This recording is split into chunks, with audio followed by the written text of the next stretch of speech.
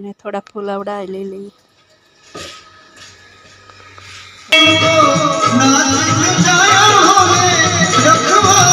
કોળી સમાજની દીકરી સાથે આવી ઘટના ઘટી ગઈ છે. તો એ ઘટના વિશે તમારું બધાને શું કહેવું? ફેમિલી કેમ છે? બધા મજામાં? તો બધા મજામાં આજે શું તો જો ફેમિલી આજે મેં સાંજના 7 વાગ્યે બ્લોગ ચાલુ કર્યો છે. તો જો હું ધાબામાં તો આવી ગઈ છું અને 7 વાગ્યાનું વાતાવરણ તમને બતાવું. જો સાંજનું વાતાવરણ છે તો આવું લાગે છે. જો અમારી સોસાયટીનું વાતાવરણ આવું દેખાય છે કાંક.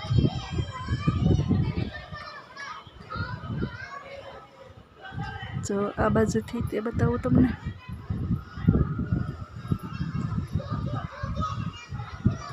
આ પાછળની સોસાયટી છે.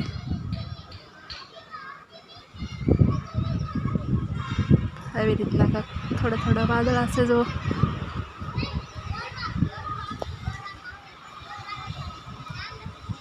તો જુઓ આમ મેં નાના નાના બાળકો રમે છે એ જુઓ તમને બતાવું. જો બધા નાના નાના બાળકો રમે છે સોસાયટીના. કેમ કે અહીંયા સમજો ખુલ્લું વાતાવરણ છે ને એટલા માટે બધા બાળકો અહીંયા રમવા આવે છે નાના નાના. તો આવી રીતનું કાંક સાંજના વાતાવરણ બતાવું છું તમને. જો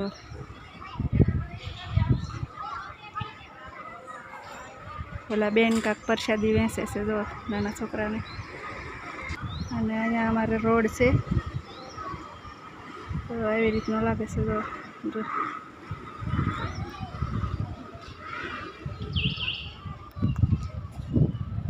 અને આ ફેમિલી જો આજે મેં 7 વાગ્યે બ્લોગ ચાલુ કર્યો છે. કેમ કે હું આજ બહુ કામમાં હતી એટલા માટે મેં દિવસે બ્લોગ નહોતો ચાલુ કર્યો. એટલા માટે મેં આજે સાંજે ચાલુ કર્યો છે. અને આ ફેમિલી હું તમને એક વાત બીજી પણ કહેવા માગું છું કે મેં નાકમાં નથી નાખ્યું અને સાંડલોય નથી કર્યો. તો એનું કારણ એક છે. તો એ કારણ શું છે એ હું તમને કહું. તો જો એ કારણ છે મારા પિયરમાં એક બની ગઈ છે દુઃખદ ઘટના. તો એ કઈ ઘટના ઘટી છે એ હું તમને કહું. જો તો મારા પિયરમાં મારા મોટા બાપાના દીકરા ઓફ થઈ ગઈ છે, મારી બેન થાય. તો એટલા માટે મેં નાકમાં નથી નાખ્યું અને ચાંદલો નથી કર્યો. તો આવી રીતની અમારી દુઃખદ ઘટના ઘટી છે. અને વિડીયો પણ હું નથી બનાવતી, મને વિડીયો બનાવવાનું મન નહોતું થતું, પણ તોય મેં આજે વિડીયો બનાવ્યો છે. તો આવી રીતનું હતું કાંક. અને એ બનાવ બન્યાના આજે 5 દિવસ થઈ ગયા છે. તો મેં આજે બ્લોગ ચાલુ કર્યો છે. અને આનાથી પહેલાં બ્લોગ મેં ચડાવ્યો છે ને એ પહેલાંનો બનાવેલો હતો એટલા માટે મેં ચડાવી દીધો હતો. મારા દાદાની દીકરી ઓફ થઈ ગઈ ને પછીનો આ પહેલો બ્લોગ છે. તો આવી રીતનું હતું કાંક એટલા માટે હું બ્લોગ નથી બનાવતી. તો આજે મેં બ્લોગ બનાવ્યો છે. અને આ ઘટના ઘટી છે ને એમાં મારી બેન જ નહીં એનો ભાણિયો પણ ઓફ થઈ ગયો છે. અને આ ડિલિવરીનો કેસ છે. તો મારી બેન અને એના ભાણિયાને આત્માને શાંતિ આપે એવી ભગવાન પાસે પ્રાર્થના કરજો બધાય.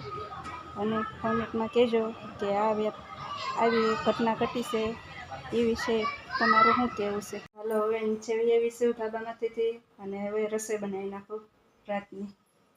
તો હાલો રસોઈ બનાવવા દઉં છું. તો હાલો જમી કરીને બધાય નવરા થઈ જશે અને જમીને બધાય હહોને એ રીતે સંધાય હહોનું કામ કરવા વહી જશે. કોઈક હોવા વહી ગયું છે, કોઈક બહાર વહી ગયું છે અને હું એકલી રહીશ ઘરમાં. તો પછી હવે હું વાસણ ઉટકી નાખું. અને તો જો એટલે વાસણ ઉટકવાના છે. તો હાલો વાસણ ઉટકી નાખો. જમી તો લીધું હતું ક્યારનું પણ વાસણ ઉટકવાના બાકી હતા. તો હાલો વાસણ ઉટકી નાખું પછી તમને પાછી મળું. તો જુઓ વાસણ ઉટકાઈ જશે, બધી સાફ સફાઈ થઈ ગઈ છે. જો અને બધા બહાર ગયા હતા ને એ આવીને સૂઈ પણ ગયા છે. તો હાલો આપણે પણ સૂઈ જવાનું છે અને મળશું પાછા આના વિડીયામાં સવારમાં.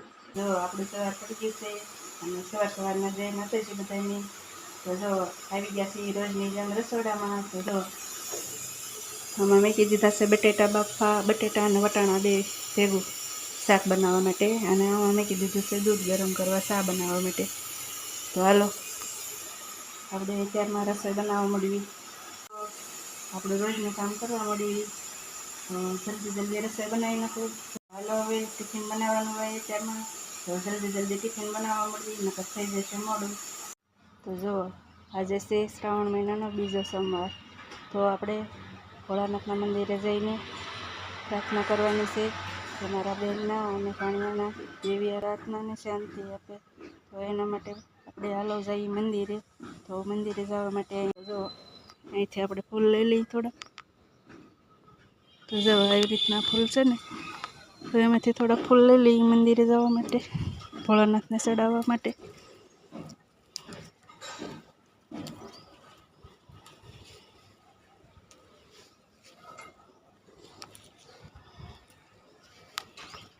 આવા ફૂલ લઈ લઈએ.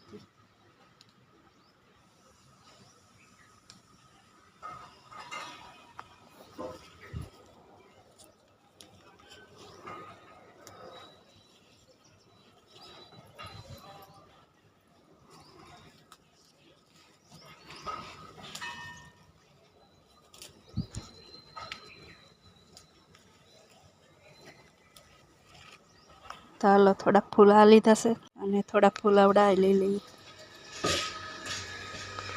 તો કાંક ફૂલ ખીલાશે જો ધાબામાંથી. હું મંદિરે જાઉં ને ત્યારે બધા ફૂલ લેતી જાઉં.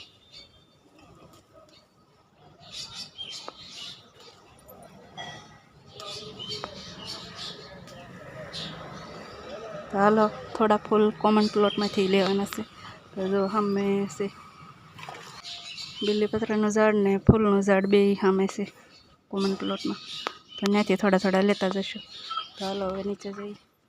હાલો હવે મંદિરે જઈ આવી, અને અંકિતા અને એની બેન પણ કોમન પ્લોટમાં ફૂલ લેવા જશે. તો હું એને આવી જાઉં. હાલો હું જઈ આવું મંદિર.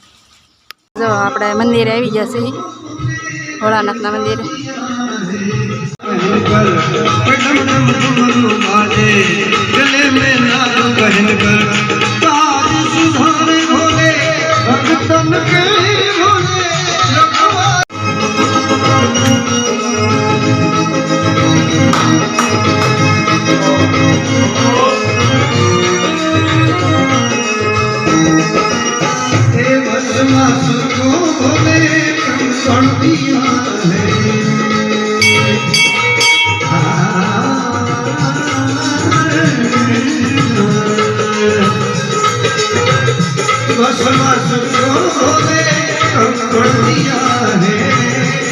भोले मुझे तेरा पीछा किया है,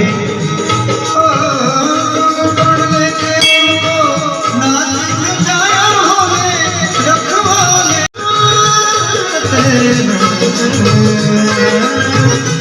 जो भी आए बोले स्वागत है, जो लिया भूलती उसकी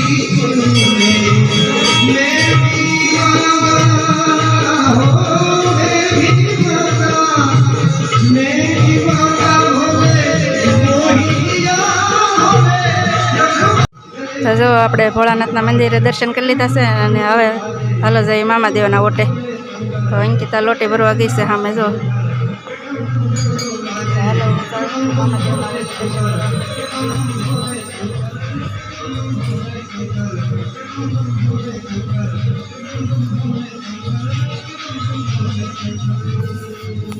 તો જો સવારનું જો ઘરનું કામ કરી નાખ્યું છે મેં, અને હું ખાસી ધાબામાંથી આવી ગઈ છું. તો જો સવારનું વાતાવરણ છે બધું. તો જો એવી રીતના ધાબામાંથી બતાવું છું તમને. જો કોમન પ્લોટમાં ગાયું સરસ છે. જો અમારા કોમન પ્લોટમાં ખડ થાય ને તે ગાયું સરવા આવે છે. તો જો અહીંયા એવી રીતનું સુંદર અત્યારમાં વાતાવરણ છે. જો ફરતેનું વાતાવરણ તમને બતાવું. હલો, હજી મારે તમને એક વાત કહેવાની છે, તો હાલો હું કહી દઉં. હતું ને કે મારા મોટા બાપાની દીકરી ઓફ થઈ ગઈ છે એની વિશે વાત કરી હતી ને, તો એની ઘટના ઘટેલી છે ભાવનગરના રાધેકૃષ્ણ હોસ્પિટલમાં. તો એના બધા સમાચાર રીતે તમે બધાએ ઘણાએ જોયા હશે અને ઘણાએ ન જોયા હોય તો જોઈ લેજો. એ ઘણી બધી ચેનલમાં આવી ગયેલા છે ભાવનગરની. અને સોમાન ચેનલ છે ને એમાં મને યાદ છે એક ચેનલમાં, તો એ ચેનલમાં તમે જઈને જોઈ લેજો. માં અને દીકરાની ઘટના છે. તો એવડી ઘટના ઘટેલી છે ને, એ જ મારી બેન હતી. એ કોળી સમાજની દીકરી હતી અને કોળી સમાજની દીકરી સાથે આ ઘટના ઘટી છે. અને કોળી સમાજની દીકરી સાથે આવી ઘટના ઘટી ગઈ છે. તો એ ઘટના વિશે તમારું બધાને શું કહેવું છે એ કોમેન્ટમાં જરૂરથી કહેજો. તો હાલો હવે આજનો વિડીયો અહીંયા સુધી. જો મારો વિડીયો તમને સારો લાગ્યો હોય તો મારી ચેનલને લાઈક કરજો, શેર કરજો અને સબસ્ક્રાઈબ કરજો. અને મળશું એક નવા વિડીયોમાં. તો ત્યાં સુધી બધાને જય માતાજી.